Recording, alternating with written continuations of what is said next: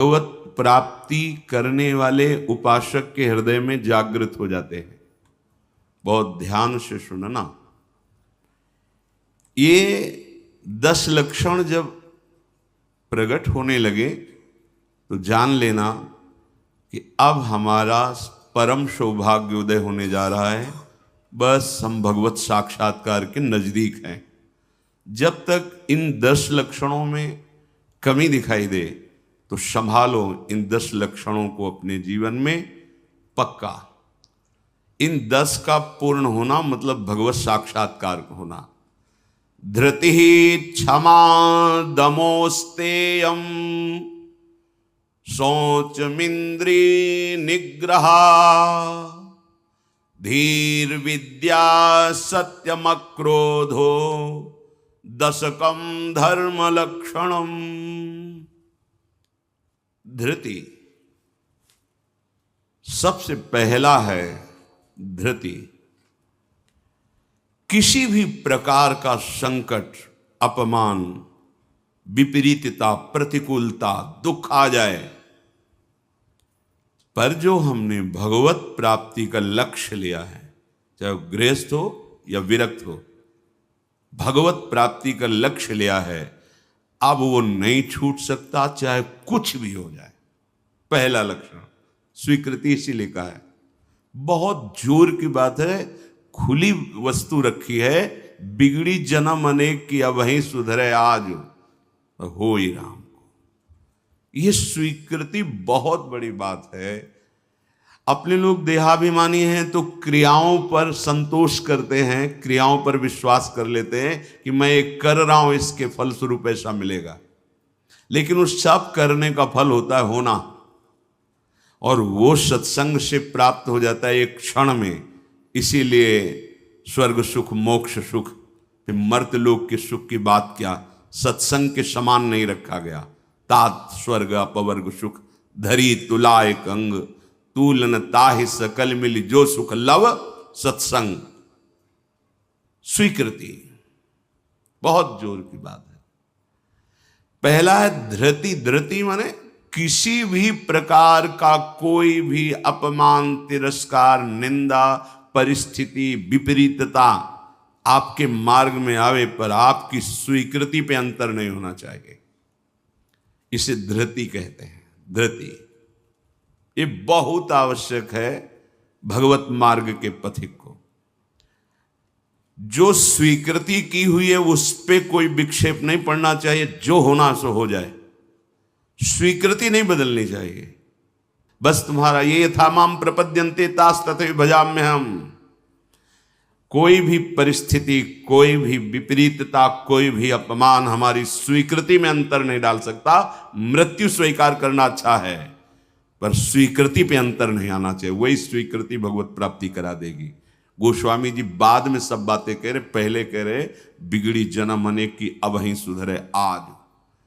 हमारी धृति इतनी कमजोर है कि प्रतिकूलता के आभास मात्र में हम छोड़ देते हैं। प्रतिकूलता तो आई नहीं, प्रतिकूलता के आभास, शायद प्रतिकूलता आ जाए, इससे हम भाग पड़ते हैं। ये कायरों का मार्ग नहीं है भगवत प्राप्ति। अज्ञान को छोड़िए। क्या तुम प्रभु को छोड़ दोगे तो दुखों से बच जाओगे क्या? जो कछ लिखा लिलाट दुख सुख देह संग भुगते गो जहां जाएगो या सिद्धांत अभंग। या सिद्धांत अभंग तजत क्यों धीरज प्राणी। यही धृति। तजत क्यों धीरज प्राणी वृंदावन परिहरे प्रिया प्रीतम रजधानी। स्वामिनी जी के महल को, स्वामिनी जी के चरण आश्रय को छोड़कर तुच्छ विषयों की तरफ कदम बढ़ा देना, स्वीकृति आपकी बहुत कमजोर है। बिगड़ जाएगा, ये जन्म बिगड़ जाएगा। पता नहीं किस युग में ये स्वीकृति का अवसर मिलेगा कि नहीं मिलेगा। कितना भी संकट आवे, धैर्य नहीं छोड़ना। सब कुछ सहना है, राधा राधा कहना है।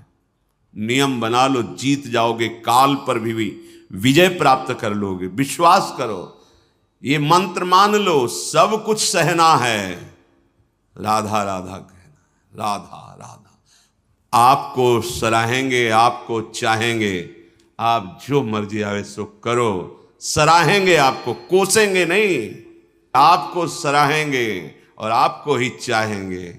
हम आपसे तन मन प्राण सर्वस्व समर्पित करके प्रेम करते हैं। ये प्रेम मार्ग की बात। भगवत प्राप्ति करना है तो पहली बात है ये धृति, ये धैर्य रखो। ये नहीं देखा जाता, धैर्य नहीं दिखाई देता, धैर्य नहीं, जरा सा विचलता हुई भाग पड़े। कहां भागोगे? जिधर भाग के जा रहे उधर तो विचलता का समुद्र है। यहां तो विचलता तुम्हें अविचल स्थिति प्रदान करने के लिए है, यहां का भय तुम्हें निर्भय पद प्रदान करने के लिए है। और इस भय को स्वीकार करके भाग रहे हो तो महाभयावह प्रवाह है संसार का, बहते चले जाओगे। अभय होए जो तुम्हें डेराई। धृति, जो धृतिवान है, लौकिक पारलौकिक सारी संपत्तियां उसके चरणों में झुकने लगती हैं। देख लो, शब्द पर ध्यान दो। जो धृतिवान है, धैर्यवान है, हर कष्ट सहता है, तो आगे जो मार्ग है बोले लौकिक और पारलौकिक सारी संपत्तियां उसके चरण चूमती हैं, क्योंकि वो धैर्यवान है। अगर धृति नहीं है तो परमार्थ का भेष भले हो, परमार्थ की स्थिति नहीं होगी। इसीलिए भगवान कपिल देव जी ने माता देवती जी से कहा, जो आसक्ति संसार के बंधन का कारण है, वही आसक्ति यदि महात्माओं के चरणों में हो जाए तो मोक्ष का खुला हुआ द्वार है। तो वो महात्मा कैसे होते? तो सबसे पहला शब्द था तितिक्षवः, मतलब महान सहनशील होते हैं संत जन। तितिक्षवः, यहां धृति, ऐसा धैर्य कि कोई भी विचलित ना कर सके। बहुत गंभीरता से, इसीलिए इसमें रुके हुए हैं, बहुत गंभीरता से। पहला लक्षण है भगवत प्राप्ति का। जिसके अंदर ये 10 लक्षण आ गए तो भगवान प्रकाशित हो जाते हैं हृदय में, क्योंकि वही परम धर्म का स्वरूप है। भागवत धर्म में चलने वाले या कोई भी धर्म स्वीकार करें तो धृति जरूर आनी चाहिए। अगर धृति नहीं, आप पातिव्रत धर्म, एक पत्नी व्रत धर्म, जो जहां जिस धर्म में, तो उसको धैर्य धारण करना पड़ेगा। बिना धृति के धर्म का पालन नहीं होता। फिर ये तो परम धर्म, महाभागवत धर्म, प्रेम धर्म, इसमें तो कष्टों की परवाह करे तो योद्धा कैसा। अगर अनुकूलता, प्रशंसा, मान और सुख की चाह है तो परमार्थ का पथिक कैसा। अभी भ्रम में है वो। किसकी अनुकूलता? किसकी अनुकूलता? शरीर की। चाहे जितना अनुकूलता देते रहो, ये नष्ट होगा। इसकी अनुकूलता नहीं। श्री कृष्ण अनुकूल लेन, श्री कृष्ण की अनुकूलता को देखो कि हमारे शरीर, मन, वाणी, चेष्टा प्रभु के अनुकूल हो। उसके लिए तुम धैर्यवान बनो। चाहे जितनी निंदा हो, अपमान हो, तिरस्कार हो, संकट आवे, विपत्ति आवे, परवाह नहीं। तो हर विपत्ति संपत्ति बन जाएगी। देख लेना, लिखा है कि जो धैर्यवान होकर परमार्थ में चलता है तो लौकिक और पारलौकिक सिद्धियां और सफलता उसके चरणों में आ जाती है। श्री राधा किंकरीणाम लुठति चरण यो रद्भुता सिद्ध कोटि, करोड़ों प्रकार के वैभव सिद्धियां उसके चरण दास्ता में आ जाती, हाथ जोड़े खड़ी रहती हैं जब सेवा की आज्ञा हो। दूसरी बात, दूसरा लक्षण है क्षमा। अपने साथ कोई बुराई कर रहा है, भगवत प्राप्ति करनी तो संसारिक आदमी इन बातों को समझ भी नहीं सकता, क्योंकि उसका उद्देश्य अंतःकरण धर्म में अहम ममत्व स्थापित करके भोगों को भोगना और उसी में सुखी होना है। अभी अज्ञान है, वो नहीं समझ रहा।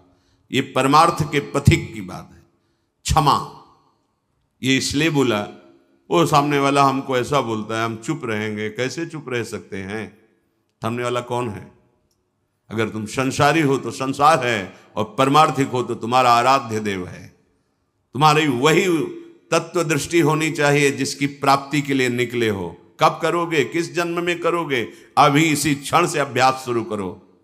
क्षमा, अपने साथ बुराई करने वाले को दंड देने या दिलाने की पूरी शक्ति होने पर भी, दंड देने या दिलाने की आज्ञा करते ही विध्वंस मच जाएगा, ऐसा होने पर भी ना तो शरीर से दंड दे, ना वचन से दंड दे, ना किसी से प्रेरित करके दंड, हम तो नहीं करेंगे पर तुम देखो, तुम हमारे शिष्य हो, हम तो सह गए, तुम्हें नहीं सहना चाहिए, जाओ। तो बात एक ही हो गई, बात एक ही हो गई। आप उसको दंड देना चाहते तो आपके अंदर क्षमा बल नहीं है। करत जे अनशहन निंदक तिनहु पे अनुग्रह, ना इस लोक में तुम्हें दंड मिलेगा और ना परलोक में दंड मिलेगा। मेरे अपमान, मेरे निरादर, मेरी निंदा, मेरे तिरस्कार का तुम्हें कहीं दंड ना मिले। तुम्हारी बुद्धि शुद्ध हो, स्वस्थ रहो और भगवान प्रसन्न हो। ये है परमार्थ के पथिक का हृदय। विचार करो, जो अनशहन करके निंदा कर रहा है, अपमान कर रहा है, तिरस्कार कर रहा है, उसके लिए ठाकुर हरिदास जी के कोड़े पे कोड़े वो बरसा रहे निर्दयी और कह रहे हरि बोल कहता है।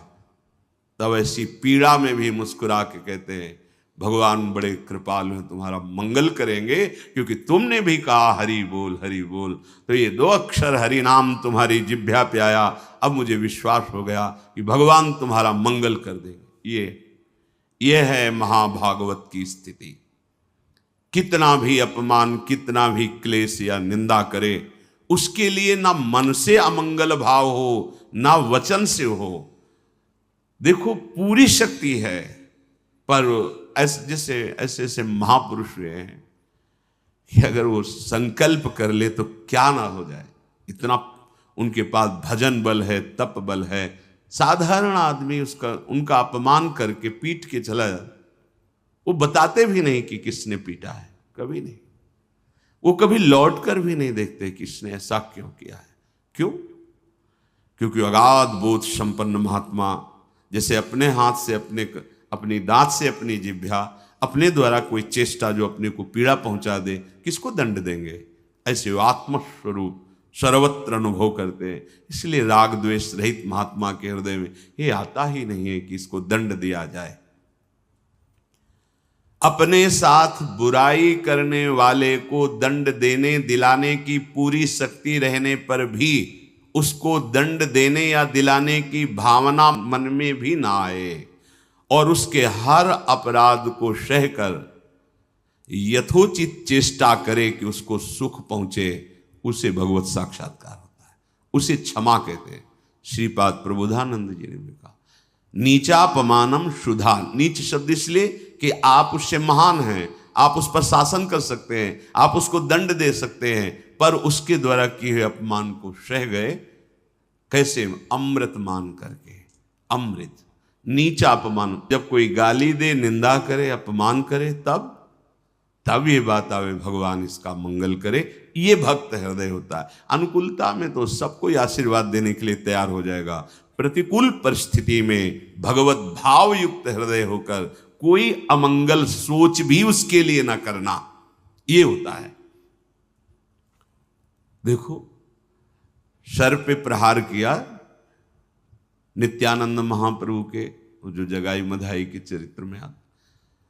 महाप्रभु जब चैतन्य देव ये देखा तो सहन नहीं कर पाए, कैसे महाभागवत के प्रति ऐसा अपराध, क्रोधावेश लो, चरण पकड़ लिए नित्यानंद महाप्रभु ने कि चैतन्य महाप्रभु का प्रभु, ये आपकी विशेष कृपा के पात्र है। नाथ, आपका अवतार दंड देने के लिए नहीं हुआ, आप कृपा कीजिए। ये आप कह दो कि वो तो अवतारी पुरुष हैं, तो हम किनके बच्चे हैं? हम किस मार्ग में चल रहे हैं? हम उन्हीं के तो बच्चे हैं, उन्हीं की तो अंश हैं, उन्हीं की तो शरण में है। वही नाम जो बोल रहे हैं वही तो हमें दे रहे हैं, कोई दूसरा नाम थोड़ी दे रहे। वही कृष्ण नाम दे रहे, वही राधा नाम दे रहे हैं, जिसमें ऐसी अपार सामर्थ्य है। वो तो स्वयं प्रभु हैं, पर हम कौन हैं? उन्हीं प्रभु के तो अंश हैं, उन्हीं प्रभु के बच्चे हैं, उन्हीं के चरण शरण में हैं, उन्हीं के वचनों के अनुसार चले तो वैसी ही कृपा का अनुभव होने लगेगा। क्षमा, पहला धृति, दूसरा क्षमा, तीसरा है दम। दम कहते हैं इंद्रियों को विषयों से हटाकर प्रभु में लगाना। ये भगवत प्राप्ति के लक्षण वाले महापुरुष का जो भाव है। दम, दमन करना। हमारी इंद्रियां बहिर्मुख होकर भोग भोगना चाहती हैं, इनका स्वभाव बन गया है। दुर्वासना मम सदा परिकर्षयन्ति। विषय इतने प्रबल हो रहे हैं कि इंद्रियों को अधीन कर लिए हैं। इंद्रियां इतनी प्रबल हो रही कि मंथन करने वाली प्रमथन स्वभाव वाली मन को अधीन कर लिया है। मन इतना प्रमथन स्वभाव वाला बुद्धि को अधीन कर लिया। अब बुद्धि विषय में सुख मान करके सब छूट दिए हैं, तो इंद्रियां मन विषयों में विचरण कर रहे हैं। जो भगवत प्राप्ति करने की लालसा वाला उपासक है वो दम रूपी सद्गुण से युक्त होता है। दम अर्थात दमन करना, इंद्रियों का दमन करना थोड़ा कठिन है। कामा संजायते क्रोधा, क्रोधा स्मृति विभ्रमा। जब हमारी कामना बन जाती है कि ये मैं भोग भोगूं और उसमें बाधा पड़ती तो क्रोध आ जाता है। बस ये कामना संकल्प न बनने पावे तो बहुत जल्दी निवृत्त हो जाएंगे। संकल्प बनने का समय हम देते हैं। जब कोई भी इंद्रिय का विषय आकर्षित होता है तो मन उसको विस्तार से सुख का, भोगा हुआ सुख या सुना हुआ या दृश्य में आया हुआ भोगने की लालसा, और आप अपने भगवत विस्मरण कर दिए और उसमें तन्मय हुए, संकल्प बना, गड़बड़ हो गया। अब परमार्थ से भ्रष्ट कर देगा। आज नहीं तो कल, क्रिया बने ना बने भ्रष्ट कर देगा।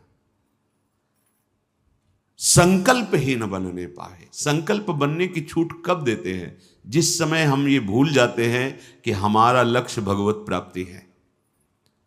हम भोगों में सुख बुद्धि करके भगवान से विमुख वृत्ति के द्वारा संकल्प बना लेते हैं धैर्य से।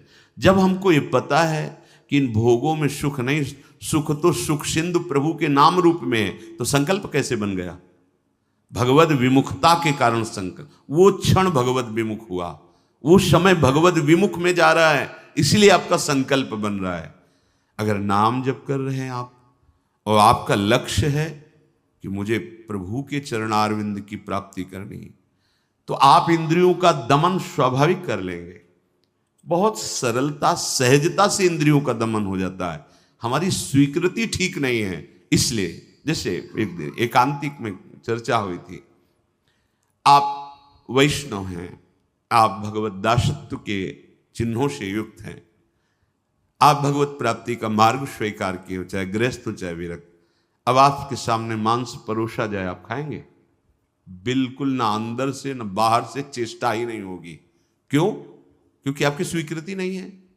ठीक है, मदिरा ना अंदर से ना बाहर से स्फुरण ही नहीं होगा उसको पाने का। क्यों?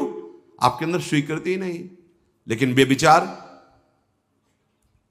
मैथुन, गंदी बात, क्या आपकी ऐसी स्वीकृति है जैसे मदिरा और मांस के प्रति है तो उसी पंक्ति में, पर आपने इसके लिए स्वीकृति छोड़ दी, आपने इसकी गुंजाइश रख ली। अब आप गिर जाएंगे, आपकी इंद्रियां आपको गिरा देंगे। दूसरे की जरूरत नहीं, आपका मन ही आपको परेशान कर देगा, भ्रष्ट कर देगा। क्या आपकी ऐसी स्वीकृति है? और है तो आप बोलो, आपके सामने मांस परोसा जाए, मदिरा रखी जाए, तो क्या अंदर से स्फुरण होगा? स्फुरण ही नहीं होगा। आप देख लो ना, स्फुरण ही नहीं होगा और आपकी भौं चढ़ जाएगी। आपको पता नहीं आपकी क्या, या तो उठ के चल देंगे, बिल्कुल संभाषण भी नहीं करेंगे। ऐसा ही जो शास्त्र विरुद्ध आचरण है, सबके प्रति क्यों नहीं हो रहा? जो हमारे शास्त्रों में भगवत प्राप्ति के विरुद्ध आचरण बताए गए, आप उनको एक लाइन में ही बताया गया है। आप उन शब्दों में दो को तो मान लिए त्याज्य, स्वीकृति ही नहीं उनके प्रति कि हम वैष्णव हैं, भगवत दास हैं। तो फिर व्यभिचार, मैथुन, ये गंदी चेष्टाएं, इसको उस पंक्ति में क्यों आप स्वीकृति में रख लिए? आपने स्वीकृति की है, और यदि आपकी स्वीकृति वैसे है तो आप बोलो कैसे हो सकता है। वो दो बातें जो बोली कैसे आप स्वीकार नहीं कर सकते। प्रार्थना करने पर, एकांत में मिलने पर भी आप उन वस्तुओं का सेवन नहीं करेंगे क्योंकि आपकी स्वीकृति नहीं। ऐसे ही स्वीकृति आपकी भगवत प्राप्ति की है तो उसमें बाधक है, फिर आप उस बाधक क्रिया को, बाधक चेष्टा को एकांत में क्यों करते हैं, अपना नाश क्यों करते हैं। ये इंद्रियां और मन मिलकर आपको स्वरूप विस्मृति के गर्त में डालती जा रही। जितना भोगों में सुख का अनुभव करोगे उतने ही आत्मस्वरूप की विस्मृति के गर्त में चले जाओगे। भगवत विस्मृति, काम संजायते क्रोधा, क्रोधा स्मृति विभ्रमा, स्मृति भ्रंशात बुद्धिनाशो, बुद्धिनाशात प्रणश्यति। भगवत प्राप्ति के लिए दमन करना सीखे इंद्रियों का। श्री हरिवंश नाम बल्लहों, अपने मन भाई सब कहों, रहों शरण हरिवंश की। भगवत शरणागति और नाम जब दमन कर सकते हो इंद्रियों का। संकल्प बन जाएगा तो फिर बहुत मुश्किल पड़ेगा क्योंकि क्रोध प्रकट हो जाएगा। जिस इंद्री के संयोग सुख में आप तन्मय हो रहे हो उस इंद्री सुख में बाधा पड़ेगी तो आपके अंदर राक्षसी भाव जागृत हो जाएगा। आप कुछ भी कर सकते हो, उस समय मन आपको अपने अधीन किए आप राक्षसी बुद्धि से युक्त हो जाओगे। बहुत सावधान। दम, पहले ही हमारा निश्चय है भगवत प्राप्ति, हम प्रभु से मिलने के लिए चले तो जो प्रभु के भाव में डूबे हुए महापुरुष जनों ने निषेध किया ये नहीं, उसको बिल्कुल वैसे ही देखो जैसे और निषेध पदार्थ हैं। दम शब्द से है इंद्रियों का निग्रह, पर इंद्रियों का निग्रह होता है मन के द्वारा, और मन इंद्री दोनों मिल मना खष्टान इंद्रियाणि प्रकृति स्थान कर सेती, तो बची बुद्धि। अब बुद्धि शुद्ध हो तो मन पर अंकुश लगावे, लगाम खींचे तो इंद्री रूपे घोड़े सहज मार्ग में आ जाएं। सहज मार्ग है भगवत मार्ग, विषम मार्ग है संसार मार्ग। बहुत सावधान। और बुद्धि तभी शुद्ध रहेगी जब हर क्षण प्रभु का स्मरण करेगी। भगवान से वियोग प्राप्त हुई बुद्धि, वियोग माने भगवान से विलग हुई बुद्धि शासन नहीं कर सकती मन और इंद्रियों पर, और भगवान से योग को प्राप्त हुई बुद्धि इनको अपने शासन में रखेगी। तो बुद्धि योग कैसे बने, तो तेसाम सतत युक्तानाम भजताम प्रीति पूर्वकम तो ददामि बुद्धि योगम तम येन माम उपयांति ते। श्री भगवान के वचन। अगर तुम सतत भजन कर रहे हो तो बुद्धि भगवान से युक्त हो जाएगी, भगवान में तन्मय हो जाएगी, इतनी सामर्थ्यशाली हो जाएगी, जहां चाहेगी वहीं रथ को खड़ा कर देगी। लगाम है मन, घोड़े हैं इंद्री, शरीर है रथ, बैठा है जीवात्मा और हाँक रहा है सारथी बुद्धि। ईश भजन सारथी सुजाना, अपने आराध्य देव का सतत भजन मानो सुजान सारथी मिल गया है। अब मन रूपी लगाम को शासन में, तो घोड़े अपने आप सही मार्ग में। इंद्रियों का दमन अर्थात मन का निग्रह अर्थात बुद्धि का परमात्मा में निरंतर जुड़े रहना। निश्चय में भजन होना चाहिए, बुद्धि कार्य निश्चय, भजन न छूटे। जीत गए आप तीसरे गुण दम को प्राप्त हो गए। चौथा अस्तेय, चोरी का स्वभाव ना होना। मन से, वाणी से, शरीर से किसी भी प्रकार की चोरी ना करना। फूल लेने जा रहे हैं प्रभु, जनक जी के यहां निमंत्रण में आए हैं, विश्वामित्र जी को आमंत्रित किया गया है। फूल केवल है, कोई और वस्तु नहीं है। पर आप देख लीजिए उस प्रसंग में प्रभु मालियों से पूछते हैं, क्या मैं अपने गुरु सेवा के लिए कुछ पुष्प ले सकता हूं? स्वीकृति दी।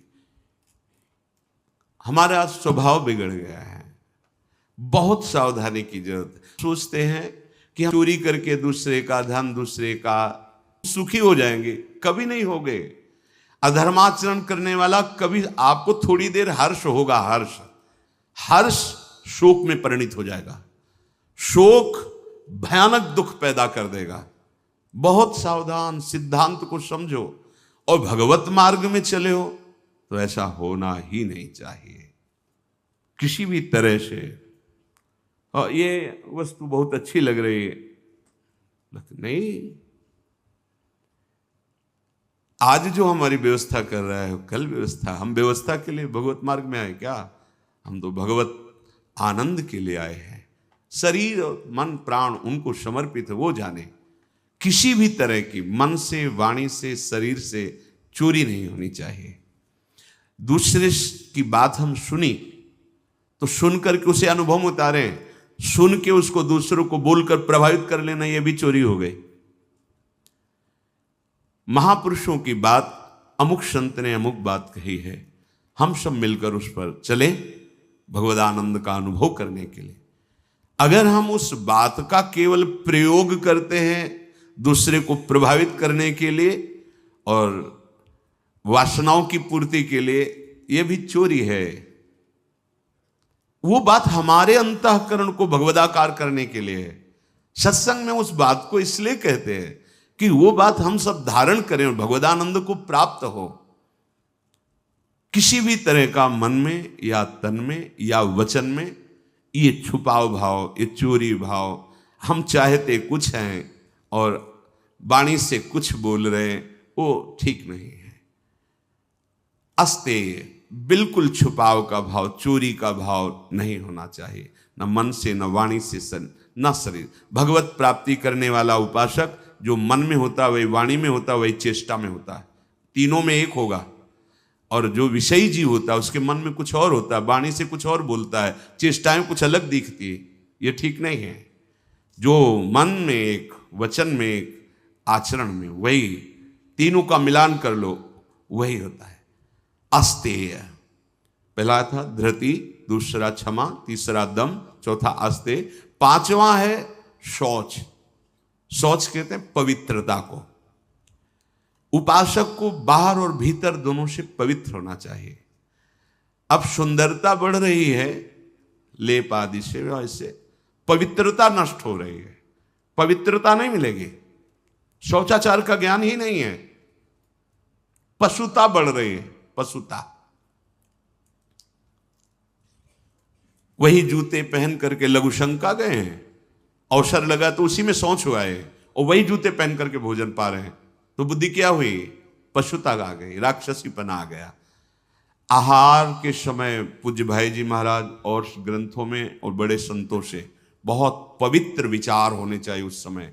खास करके आहार के समय तो आपको बहुत सावधान रहना है, क्योंकि जैसे भाव में आहार पा रहे हो उसी का वो बढ़ावा कर देगा।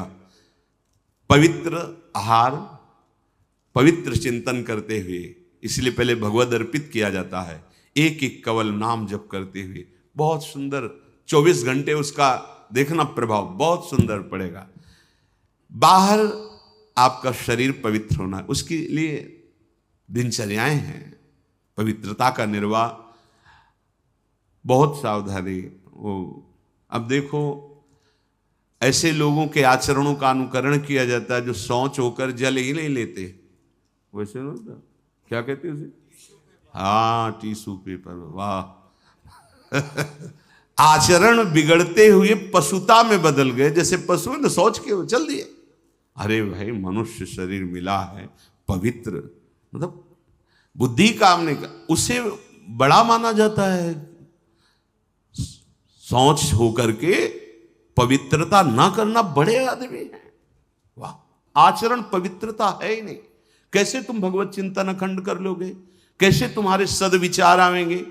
बाहरी और भीतरी दोनों पवित्रता चाहिए। बाहरी पवित्रता ये जल से, मिट्टी आदि, रजा, देखो चाहे जितना आप साबुन लगाओ हाथ में, बाद में थोड़ी रज का प्रयोग जरूर करो। रज से पवित्र माना, जिससे वो इतनी बड़ी बोतल में क्या आता है, डिटॉल वाला, वो नहीं होता, उससे हाँ जो हैंड वॉश जो भी ऐसे से धो लिए, माना ठीक अच्छा है, पर रज का प्रयोग जरूर करें। थोड़ी रज लेकर हाथ, बिना रज से आप पवित्र नहीं माने जाएंगे। आप जैसे साबुन वगैरह तो करो, हम कहते करो, पर इससे आप रज का प्रयोग जरूर, एक बार ही सही, पर ऐसे और रज आएगी तो नाली जाम हो जाएगी, और ऐसा नहीं, हम कहते थोड़ी तो प्रयोग करो रज का।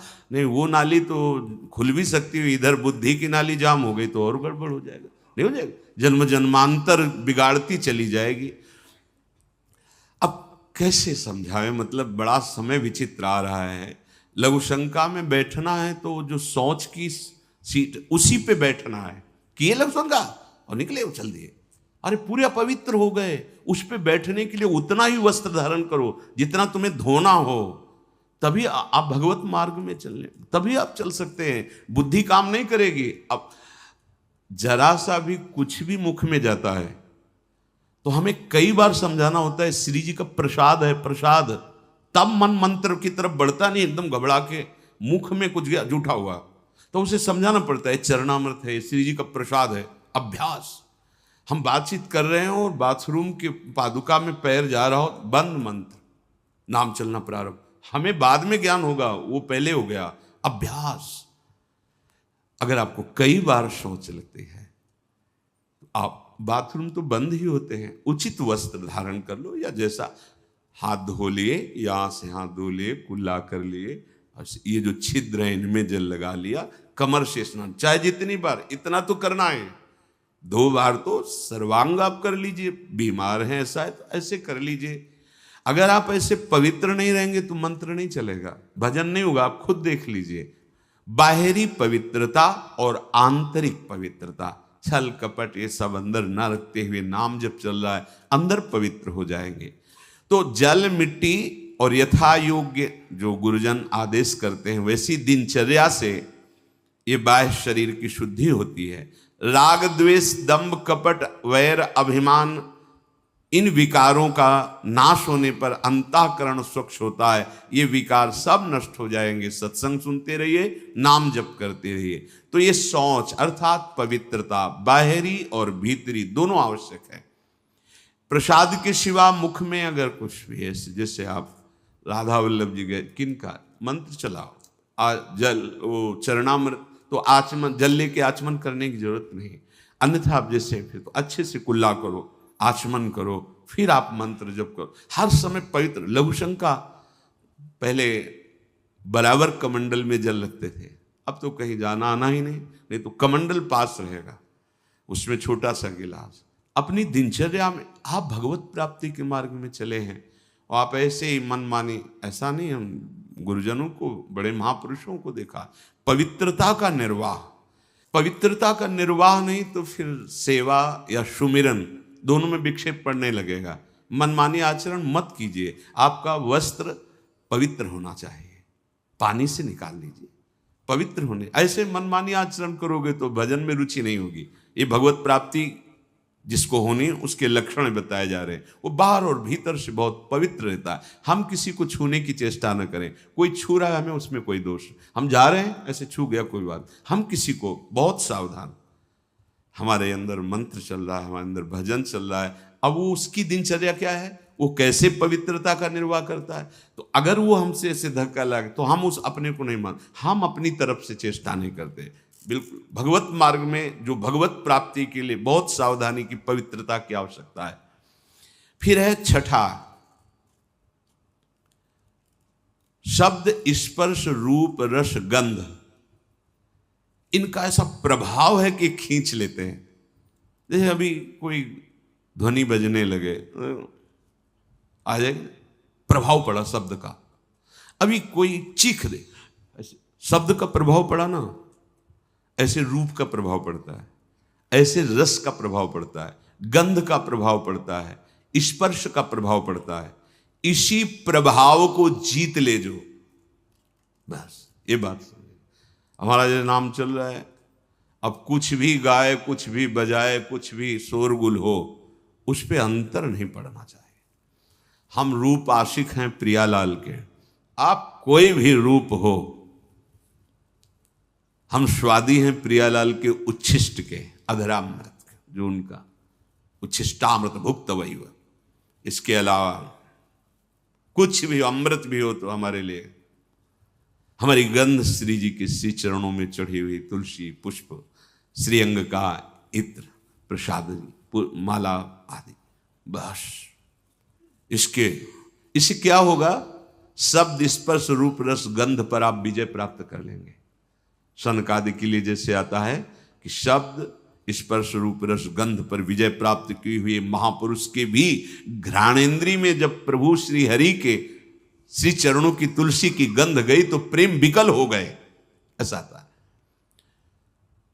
ये जो हमारी इंद्रियां स्पर्श सुख में, देह सुख, स्पर्श सुख में, रूप में, रस में, गंध में, शब्द में हमें भगवत प्राप्ति करनी, इसका हमें परिवर्तन करना होगा। हमें जहां भागवतिक शब्द श्रवणेन्द्रिय में पड़े तो नाच पड़ना चाहिए, प्रापंचिक शब्द तो उदासीन हो जाना चाहिए। भगवत भाव से सबके चरणों में प्रणाम, मेरे प्रभु सब इन रूपों में समाये हुए, ठीक है। ऐसे कोई रूप, और वास्तविक जब आप इतने महान रूप के प्रेमी भाव में चल रहे हैं तो कोई रूप आकर्षण नहीं कर सकता, नहीं कर सकता, है ही नहीं। देवलोक भूलोक रसातल सुनि कवि कुल मति डरिए, सहज माधुरी अंग अंग की कही का सो पट तरिए। कौन सा रूप? कोई भी रूप ऐसा नहीं कि चित्त में क्षोभ पैदा कर दे। कई बार विनोद में कहा है कि जैसे मकान में आग लग जाए तो कैसा दिखाई देता है, ऐसे ही जो रूप आशिक प्रभु के होते हैं, कहीं भी कोई भी रूप बहुत सुंदर वो नहीं। जितना सौंदर्य यहां से ब्रह्मलोक तक है हमारे प्रभु के सौंदर्य सिंधु के बिंदु के एक सीकर से है। कोटि काम मूर्छित हो जाए ऐसे तो लालजू महाराज हैं। एक काम पूरे त्रिभुवन में तांडव मचाए हुए है। करोड़ काम जिनकी मंद मुस्कान से मूर्छित हो जाए, वैसी जो लालजू की रूप लावण्य महिमा है, वो लालजू हमारी लाडली जू, निर्तन भ्रकुटी, बदन अंबुज मृदु, सरस हास, मधु बोलन तो अति आसक्त लाल। अब ऐसे रूप के आशिक, ऐसे रूप की चाह करने वाले किसी रूप में वो प्रभावित हो जाएंगे। ये जो छठवां है इंद्रिय निग्रह, अर्थात शब्द स्पर्श रूप रस गंध, ये जो इंद्रिय के ज्ञानेन्द्रिय के 5 विषय हैं, इन किसी विषयों को भी भगवद विमुख होकर स्वीकार न करें। प्रभु से अर्पित है, जैसे विशेष विशेष गंध हैं, पर अगर प्रभु को अर्पित नहीं तो हमारी घ्राणेन्द्रिय उसे वो आ रही पर उसका महत्व नहीं है। और प्रभु में अर्पित है, हमारी प्रियाजू के श्री चरणों में चढ़ा हुआ है, ये पुष्प है, ये इत्र है, ये माला उनके श्रीअंग, अहो भाग्य अहो भाग्य, बार बार वो जीत जाएगा। फिर उसके घ्राणेन्द्रिय को लुभायमान नहीं कर सकता। श्रवणेन्द्रिय यदि प्रभु के जस को सुनने के लिए बावरों सो रस में फिरे, खोजत नेह की बात, तो विश्व का कोई भी शब्द उसे आकर्षित नहीं कर पाएगा।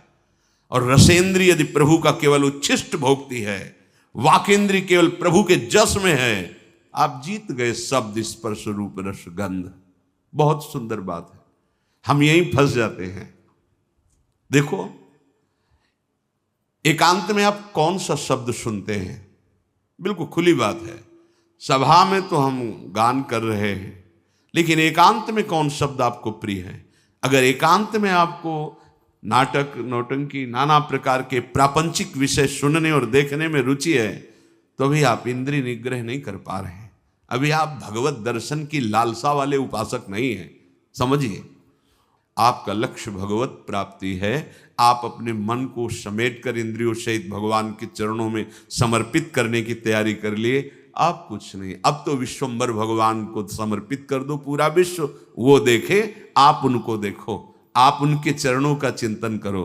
ये जो भगवत प्राप्ति के लक्षण की बात है, ये जन साधारण नहीं समझ सकते, इसलिए सावधान करके कह रहे हैं।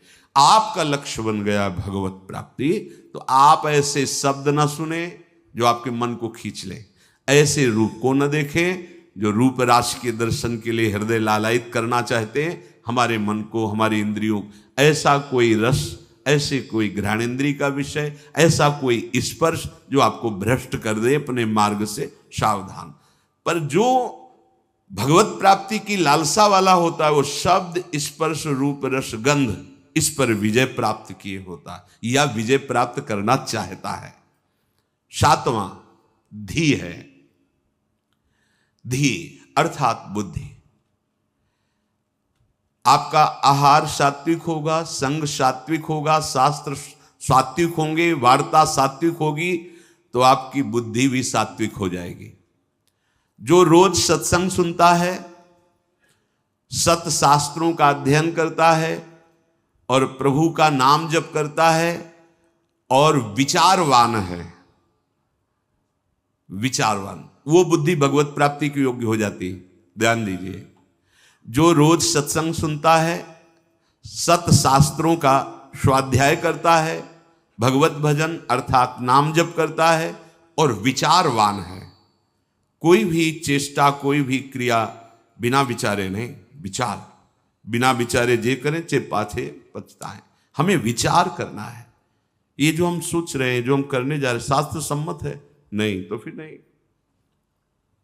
जिसमें निरंतर प्रभु में मन लगाने के सहयोग हो, ऐसा बुद्धि निश्चय करने वाली, वो भगवत प्राप्ति की योग्य हो जाती है। हमें वही सुनना है, वही देखना है, वही बोलना है, वही चेष्टा करनी, जिससे हमारा भजन बढ़े, भजन सुरक्षित रहे, भजन पच जाए। ये सारा क्षेत्र बुद्धि का है। बुद्धि में विवेक है, वो बढ़ाएगी भजन, बचाएगी और पचा लेगी। जैसे भजन का भी अपच होता है, मैं इतना इतना, तो आगे दिखाएगी, देखो वो महापुरुष इतना भजन, इतने दैन्य, धिक्कार है हमारे जीवन को, अभी उतना तो है नहीं, अहम ऊपर से आ रहा है, वो दबाती रहेगी, तो भजन पचता रहेगा। कौन सी बुद्धि?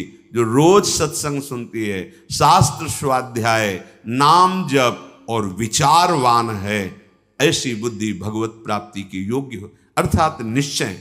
अगर बुद्धि विषयों में लगी हुई है, धन संपत्ति मान को श्रेष्ठ मानती है, तो ये निश्चय ही नहीं कर पाएगी कि परमात्मा प्राप्ति करना है। भोगेश्वर प्रसक्ता नाम तया प्रहत चेतसाम व्यवसायत्मिका बुद्धि समाधौ न विधीयते। आठवां है विद्या। जैसे प्रश्न आता है कि जब भजन मार्ग में चलना है तो पढ़ना लिखना सब व्यर्थ ही है, क्यों पढ़े लिखे?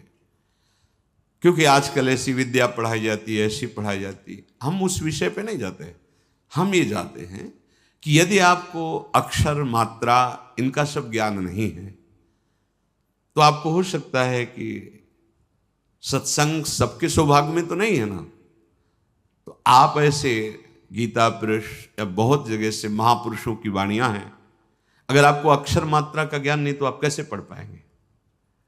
अगर आपको ये लौकिक विद्या जो काखा गगा है, इसमें ब्रह्म विराजमान है। कई बार ये वार्ता हुई कि जैसे भगवान कण कण में विराजमान है, ऐसे हर अक्षर में विराजमान है। आ ब्रह्म का स्वरूप माना गया है। का, खा, गा, घा, आ निकलता है ना, ज्ञा तक निकलता है। आप जो विद्या पढ़ रहे हैं साक्षात ब्रह्म स्वरूप है। जो आप जानकारी ले रहे हैं, उस सृष्टि की जो ले रहे हैं, वो ब्रह्म स्वरूप है। उसे आप भजन से अलग मत मानिए, ध्यान देकर पढ़िए। हाँ, अब पढ़ लिख करके उद्दंडता करना, कपट करना, हिंसा करना, चोरी करना, तो होगा कि क्या हुआ तुम्हारी पढ़ाई से? आप विद्या से, जैसे विद्या विनयम ददाति, विनम्र होता है, गंभीर होता है, बुद्धि उसकी निर्णायक होती है, प्रवीण होती है। पर यदि भ्रष्ट आचरण करोगे तो वही विद्या अविद्या का रूप धारण कर लेगी। तो विद्या निषेध नहीं है, अविद्या निषेध है। आप खूब अच्छे से पढ़िए, आप खूब पदाधिकारी बनिए, समाज की सेवा करिए, आप जानकारी लीजिए, ये जगत भगवत स्वरूप है। अगर आप अभी से प्रमाद कर लिए तो भजन में स्थिति है नहीं। हम देखते हैं जो बच्चे पढ़े लिखे हैं ना, तो एक बार समझा दो तो कदम सोच समझ के रखते हैं। हाँ, हम ये कहते हैं यदि ऐसी रति है कि राधा राधा राधा राधा राधा सत्संग और नाम जप करते हुए आप, तो सच्ची मानिए सब शास्त्रों का ज्ञान अपने आप हो जाएगा। पर ऐसा बहुत ही कठिन है, कोई बिरला ऐसा जो ऐसे चल पाए, नहीं तो इसलिए पढ़ना आवश्यक है। विद्या, जब आपके अंदर अक्षर मात्राओं का ज्ञान होता है, उसमें विषय भी रखे जाते हैं। आप संस्कृत पढ़ सकते हैं, आप ये पढ़ सकते हैं, आप ये अलग अलग विषय रखे जाते हैं। जैसे अपने जब पढ़ रहे थे तो एक विज्ञान का विषय था और एक आर्ट का विषय था, कॉमर्स का विषय था, नहीं, अलग अलग, कि आप संस्कृत ले सकते हो, आप अंग्रेजी ले सकते, ऐसे कई विद्या। अगर हमको अक्षर मात्रा और ठीक ज्ञान है तो हम वेद का स्वाध्याय कर सकते हैं, आगे हम संस्कृत पढ़ें, हम अपने शास्त्रों को पढ़ सकते हैं। अब ऐसा क्या कि शास्त्र तो आते नहीं, भजन में रुचि नहीं, तो आपके अंदर ज्ञान स्फुरित कैसे होगा? हम उन महात्माओं को देखकर बोला कि का नहीं पढ़े लेकिन एक क्षण भी नहीं नाम छोड़ रहे, तो सारा ज्ञान जागृत हो गया उनको। यहीं अपने वृंदावन में पूज्य मथुरा दास जी थे, वो खुद कहते थे, ए जी हमने कभी स्कूल का मुंह नहीं देखा, अर्थात कभी स्कूल नहीं गए। ओ 50-50 श्लोक महाभारत के एक साथ बोलते चले जा रहे हैं और फिर नंबर बाय नंबर उसका अर्थ बताते चले जा रहे हैं। ये सब क्या हो रहा है? बड़ा विचित्र है। जब हमारा चित्त प्रभु में जुड़ जाता है तो प्रभु पूर्ण है, तो कोई भी ऐसा ज्ञान नहीं जो उसके अंदर, पर अभी खेलने कूदने की अवस्था में प्रमाद स्थिति के कारण वो आड़ लेते हैं कि हम भजन करेंगे और विद्या नहीं पढ़ते, इसलिए पढ़ना चाहिए। पढ़ो, अब हमारी समझ में आया है कि पढ़ो, अपने को पहले दिनचर्या में लाओ, माता पिता के अधीन रहो, शास्त्र की बातें समझने के लिए विद्या का अध्ययन करो, कोई पद मिलता है तो समाज सेवी बनो, अधर्म का त्याग करते हुए धर्म पे चलने वाला महात्मा ही माना जाता है, चाहे वो गृहस्थ में हो चाहे विरक्त में हो। इसलिए विद्या ही अध्यात्म विद्या की तरफ ले जाती है। आप पढ़े लिखे हो, हमारी बात समझ रहे हो? नहीं, समझ नहीं पाओगे। अब पढ़े ही नहीं तो निवृत्ति का अर्थ क्या समझ पाओगे? पढ़े ही नहीं तो प्रवृत्ति का अर्थ क्या समझ पाओगे? उनकी बात जाने दो जिनको लोक परलोक से कोई मतलब नहीं है, बस शुरू है भगवान नाम निरंतर, वो सिद्ध महापुरुष। अब कहां वृत्ति है? स्कूल जाने की रुचि नहीं, विद्या पढ़ने की रुचि नहीं, मोबाइल के पूरे इंजीनियर हैं छोटे छोटे बच्चे। हाँ, मतलब अभी इतने बड़े हैं, वो क्या सर्च करना है आपको बोल दो, बस बोलिए, आप वो सर्च किए बैठे। क्योंकि वायुमंडल ऐसा है, वातावरण ऐसा है, 4 बच्चे जहां मिले तो बिना सीखे सब आने लगते हैं, उनको कुमार्गगामी प्रवृत्तियां। इसलिए विद्याध्ययन, शास्त्र स्वाध्याय, तभी वो अध्यात्म विद्या की तरफ बढ़ेगा। जिससे यथार्थ ज्ञान प्राप्त होता है उसे ही विद्या कहते हैं। नवा है सत्य। सत्य बोले, सत्य आचरण करे, असत आचरण, शास्त्र विरुद्ध आचरण नहीं। असत वार्ता, सत्य क्या है? भगवान है, सत्य नारायण है, सत्य श्री कृष्ण है। भगवत भाव से चर्चा करना, भगवत भाव से व्यवहार करना, ये सत्य आचरण होता है, ये सत्य वार्ता होती है। जैसा अंतःकरण और इंद्रियों में आपने निश्चय किया है वैसा ही बोलिए, उसमें छल कपट करके बनावटी शब्द दंभ वाले नहीं होने चाहिए। यह ध्यान में रखना चाहिए कि आप जो बोल रहे हैं उससे किसी के हृदय में ठेस नहीं पहुंचनी चाहिए। जो बोल रहे हैं उससे दूसरे को लाभ प्राप्त होना चाहिए। जो बोल रहे हैं वो यथार्थ सत्य होना चाहिए, कपट रहित, दोष रहित, अहित करने वाली वाणी नहीं होनी चाहिए। और 10वां है अक्रोध। कोई भी आपके प्रति कैसा भी बर्ताव करे, आपको क्रोध नहीं करना, यह नियम लेना है। इसमें दूसरा था क्षमा। क्षमा और क्रोध में अंतर है। जो हमारे प्रति अमंगल बर्ताव कर रहा है उसका मंगल हो, कभी अमंगल न हो, ये क्षमा है। अब जो हमें क्रोध दिला रहा है तो हमें नियम लेना कि हमें गुस्सा नहीं करना, वो दिलाएगा। देखो, जब आप परमार्थ पे चलते हो तो आपके अंदर और बाहर दोनों जगह ऐसी परिस्थिति पैदा की जाएगी कि आपको क्रोध आवे, आपके अंदर की वृत्ति बिगड़ेगी। बाहर का ऐसा व्यवहार हो सकता है, आपका साथी, आपका मित्र, आपके पास रहने वाला साधक ही आपसे विपरीत ऐसी चेष्टा, उस समय वो प्रेरित है। आपको देखना है कि इस समय प्रेरित है माया के द्वारा और वो मुझे गुस्सा दिलाने के लिए ऐसा विधान रचा गया, पर मैं गुस्सा नहीं होऊंगा। अगर सह नहीं पाते हो तो मौन हो, भाग जाओ वहां से, मौन हो कि भाग जाओ। वीरता मत दिखाओ। गुस्सा करना वीरता नहीं, सह जाना वीरता है, जैसे सह पाओ। बहुत संतों ने इस पर, जहां कोई आपको गुस्सा की बात दिलाने लगे तो अगर आप ये याद कर लो कि मेरी परीक्षा हो रही, मुझे क्रोध दिलाया जा रहा है, तो आप समझ जाओगे। पर बस यही रहे कि मेरी परीक्षा हो रही, मुझे गुस्सा नहीं करनी, नहीं, सोचते सोचते फिर कड़ुआ वचन निकलने लगेगा, फिर मारपीट भी होने लगेगी। पर सोचो अपने साधुओं के साधक हो के एक दूसरे को गाली दे रहे, लड़ रहे, ये कोई साधुता है? ये कोई मार्ग? अक्रोध, क्रोध नहीं करना। नियम लेना पड़ेगा ना कि क्रोध नहीं करना, वो दिलाएंगे क्रोध। बड़े विचित्र विचित्र लीलाएं होती। 100 बार थूका, क्रोध नहीं आया, ऊपर से थूका। तो उन्होंने यही कहा कि आपकी तो बड़ी कृपा हुई जो एक दिन में 100 बार मुझे गंगा स्नान करने को मिला, 100 बार हमें स्नान करने का सौभाग्य मिला। ये हो सकता है हमारे साथ व्यवहार ऐसा हो कि जिससे हमें क्रोध आवे, तो हमें तुरंत सोचना है। तुरंत वही सोच सकता है जो साधक है, ये मेरी परीक्षा आई है, नहीं मुझे गुस्सा नहीं कर, राधा राधा राधा राधा राधा राधा राधा भैया राधा, बढ़ो आगे बढ़ो, गुस्सा नहीं कर रही। अक्रोध, अपनी कोई बुराई करके, अपना कोई प्रतिकूल व्यवहार करके क्रोध दिलाना चाहता है। आप अक्रोध, आपको गुस्सा नहीं करनी। क्षमा में और अक्रोध में अंतर है।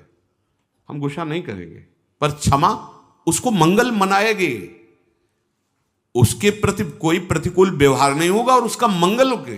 मन वचन कर्म से इसको, हमारे प्रति जो अपकार किया, कभी इसको दंड ना मिले, ना भगवान दंड देना या लोक में दंड, उसे क्षमावान कहते हैं। बहुत बड़ा बल है ये साधु का, इसीलिए दूसरे नंबर पे है क्षमा। ये जो क्रोध है वो हमें दिलाने की चेष्टा कर रहा है, हम उसका मंगल भी मनाने वाला विषय नहीं। अब हमें इसमें सावधान रहना, गुस्सा नहीं होना। देख लो, आज ही नियम लियो लोगे, शाम तक कोई ना कोई ऐसा आपको गुस्सा बाहर से नहीं अंदर से आ जाए। परसों मिला था ना, उसने अब जलने लगे, गुस्सा आने लगी। परसों की बात या वर्षों की बात, मन है वो लाएगा अभी। अच्छा ऐसा मतलब, तो हमको क्या समझ रखा है भगवान, मतलब वो मना, गुस्सा रही ना, देखो इतना तो विलंब न करो, तो दंड दो जिसे 4 लोग देखे ना कि वैष्णव अपराध का क्या मतलब होता है। कहां गए उसी समय अंदर वाली वृत्ति करो, नहीं मुझे गुस्सा नहीं होना, मुझे किसी का मंगल नहीं मनाना, क्योंकि मुझे भगवत प्राप्ति करनी। क्षमा और अक्रोध दोनों में भेद यही है। जो कुछ होता है मन में या बाहरी व्यवहार में, हमको उसे सहना है, क्रोध नहीं करना है। ये जो 10 प्रकार के लक्षण बताए गए, उपासक सावधानी पूर्वक इनको धारण करे। अगर ये लक्षण है तो भगवत प्राप्ति निश्चित है। पुनः पहला है धृति, अर्थात हम ऐसी स्वीकृति में रहें कि कोई भी परिस्थिति हमारी स्वीकृति को न नष्ट कर पावे। हमारा लक्ष्य है निरंतर भजन, हमारी स्वीकृति ऐसी जन्म में भगवत प्राप्ति।